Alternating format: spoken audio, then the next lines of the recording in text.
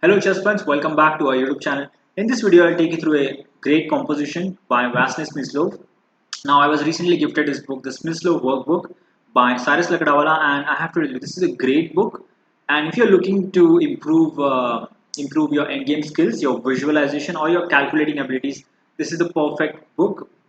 It has some of the most practical endgame problems, compositions that can, I think, they are great tools to improve your chess abilities overall. So let's go through this. This is the first problem, the first composition in the book, and it's also the first composition by Vasily Smyslov. It's his first composition. So white to play, win the game. I'll give you a few seconds to just observe the position and see what you can get.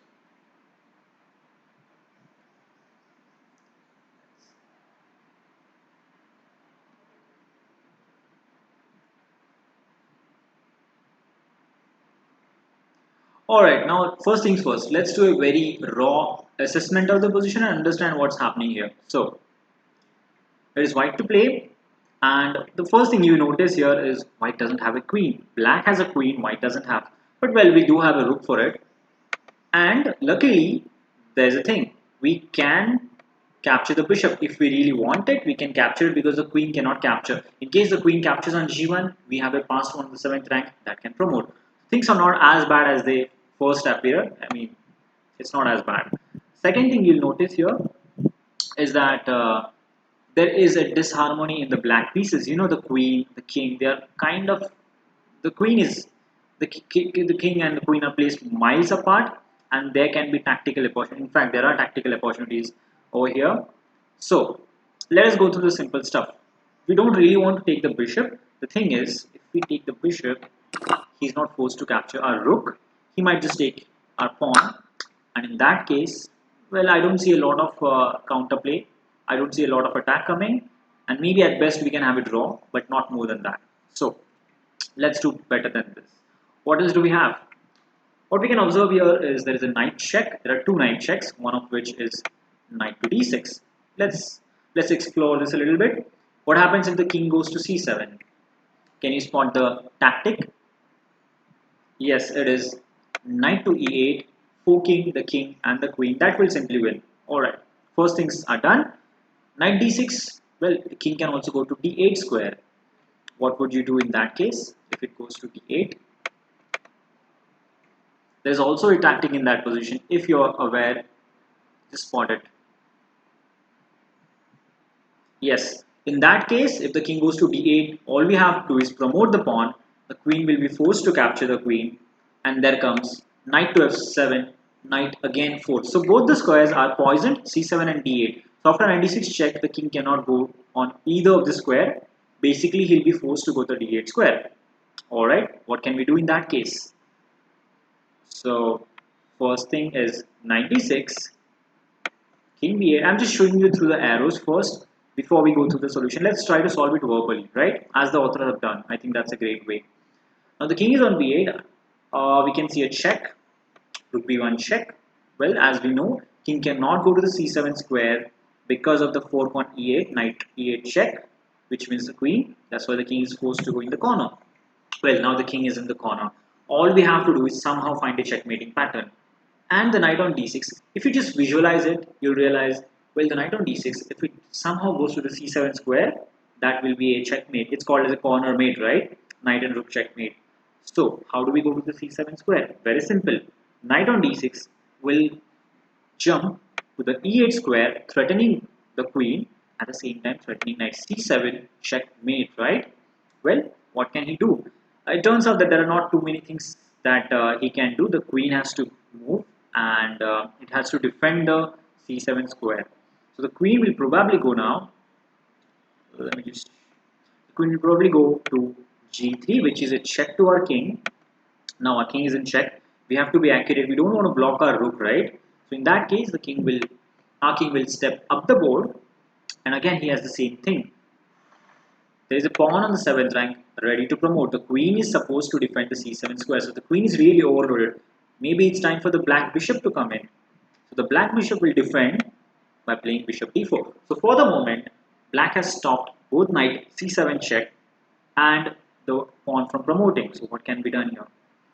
This is where your tactical abilities are really needed. There's a very nice tactic in that position. I'll just take you through that, through the position. So here comes the first move, 96. As we know, king c7 is a blunder because of this nice little fork. Alright, king d8, blunder as well because of promotion. And there comes the fork again, beautiful. So basically after 96 check, he's forced to play the move king to b8, and now we saw rook b1 check. This is a very interesting idea. And basically now what we have is a king cornered with all of his pieces isolated, and our pieces are really good. I mean, we have only two pieces, three pieces if we count the pawn. He's a very important aspect. Uh, Whatever pieces we have, however weak they are still active, they are participating, whereas the black pieces are really isolated. 98, this comes with a lot of threats.